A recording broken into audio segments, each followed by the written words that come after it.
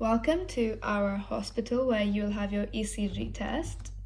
Our patient today is called Elizabeth Penn and she prefers not to disclose her age, and that is the graph from the ECG test. Okay, so this is a little bit about the test that you have gone through today.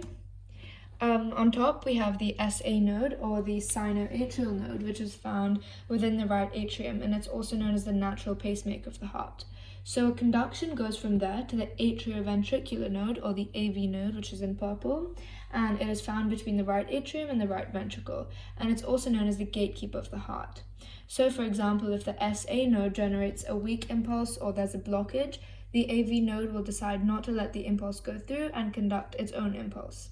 There is also a bundle of fibers of His at the end, which extend to the apex, and they're also known as Purkinje fibers. So there's also an inherent heart rate, which is the rate we generate depending on which node sends the impulse. So as you can imagine, the SA node generates the most strong impulse, or the highest impulse, and then it goes down. So if we start at the SA node, you would have a heartbeat of 60 to 100 beats per minute, which is the average heartbeat. If it starts from the AV node to the fibers, you would have it from 40 to 60 beats per minute, and that is also the same for the bundle of His. If the AV node itself fails, then the left and right branches can produce their own contraction or generate a heartbeat of 40 to 20 beats per minute. The initial small bump here in one of the sections of the graph is known as a P wave. The P wave represents an atrial depolarization. That is the P wave. During this, the atria are contracting, which is known as atrial systole.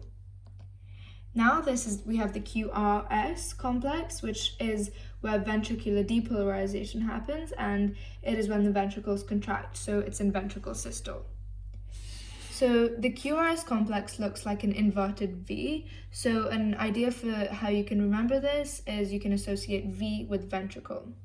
Lastly, we have the T wave, which represents ventricle repolarization, when the ventricles are relaxing. You may be wondering where atrial repolarization is, because here we have ventricular depolarization and ventricular repolarization. Actually, as the ventricles tend to have a stronger contraction, they tend to mask atrial repolarization. So actually, atrial repolarization happens within the QRS complex. So these are examples and labels of it. So we have the atrial depolarization for the P wave, atrial repolarization, which is masked by the QRS complex, and ventricular depolarization, as well as ventricular repolarization. So we have these segments as well, and there's a lot of intervals and you have to read them out. So we have P, R, Q, S, and T. So this is the PR interval, and you can measure it by doing 0.04 times 5, which is 20 for the PR interval, because each small box on your grid, which is seen here, is 0.04 seconds. And so therefore one big box would be 20 seconds. So our first step is to identify and examine the P waves. Next, we have to measure out the PR interval. The PR interval is the distance between the beginning of the P wave and the beginning of the QRS complex. You have to count the number of small boxes in between it and multiply it by 0.04 seconds. A number should be from 12 to 20 seconds. Anything more could indicate another form of this arrhythmia, such as heart blocks. The QRS complex is measured by the small boxes in between as well, and it should be from 0.6 to 0.12 seconds. Anything more could suggest something such as APVC. Now, to determine the heart rate, it can be irregular or regular, and to measure this you have to measure the distance between the two R's, so between the two QRS complex spikes.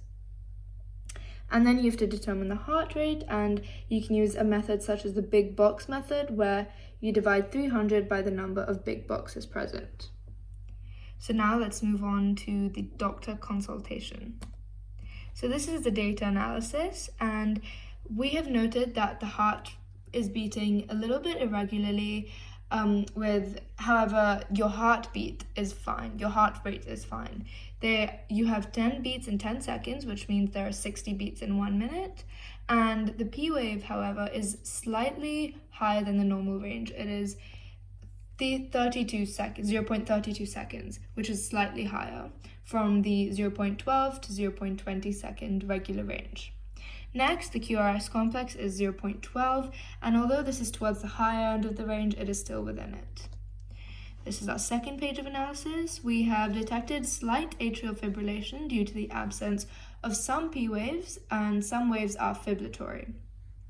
Because the AV node is not refractory regularly, the QRS complexes that are produced when an atrial contraction reaches the ventricles, it is irregular. So that means there's no pattern in the frequency, which if we go back, we can confirm in your graph. There is no clear pattern as it keeps changing throughout the front and throughout the end.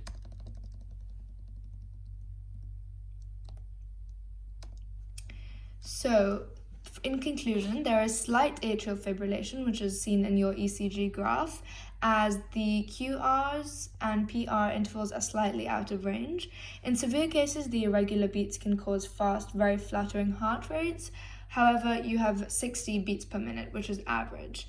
One condition that we've diagnosed you with is supraventricular tachycardia and atrial tachycardia and atrial fibrillations. However, this is not an alarm because it is very apparent, this atrial fibrillation is not very apparent in your ECG scan. So this is your receipt and it is signed by your cardiographer. Thank you.